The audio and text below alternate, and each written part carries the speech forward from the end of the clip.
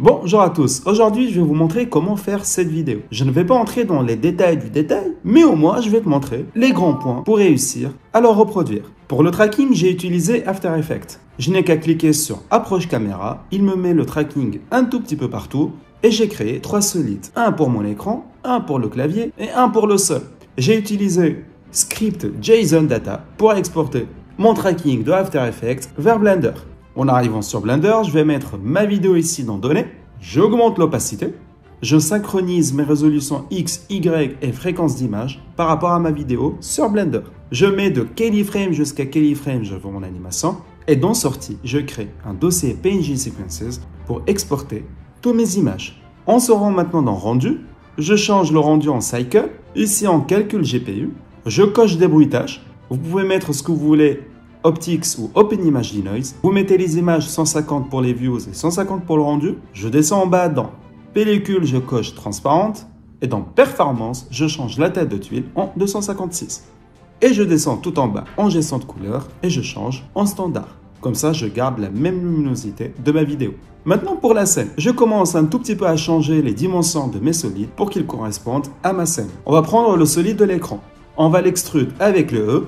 Et on va créer 2 types de matériaux. Pour l'extérieur, ça sera un holdout, un masque. Et pour l'intérieur, ça sera un BSDF de type glace ou verre. Je sélectionne maintenant les autres solides. Je vais dans Objet et je coche Attrapeur d'ombre pour que ça fasse effet de shadow pour rendre la vidéo encore plus réaliste. J'ouvre un nouveau fichier Blender. Je vais dans View et je fais une capture d'écran de ma scène.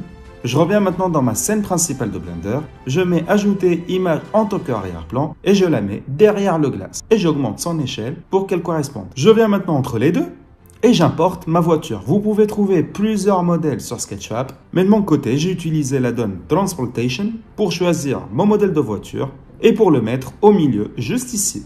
Maintenant, prenez tout votre temps pour faire l'animation. Vous n'êtes pas pressé. Je vous conseille toujours de prendre 20 iframes par 20 iframes pour avoir quelque chose de plus constant. Et vous commencez à animer votre voiture pour qu'elle sorte de l'écran et qu'elle se pose directement sur votre clavier ou sur votre table. Vous vous faites toujours avec le I pour créer une position, rotation et échelle. Une fois que vous avez fait l'animation de votre voiture comme vous le souhaitez, moi j'ai rajouté un petit bonus, j'ai trouvé Crash Bandicoot sur SketchUp, je l'ai mis sur ma scène, je l'ai posé sur le banc de ma voiture et j'ai juste changé la position de ses mains et de ses doigts pour que ça corresponde au volant. Après, il n'y a pas plus simple, je sélectionne mon modèle Sketchfab de Crash Bandicoot, je sélectionne la voiture, CTRL-P et je mets parenté un objet plus transformation.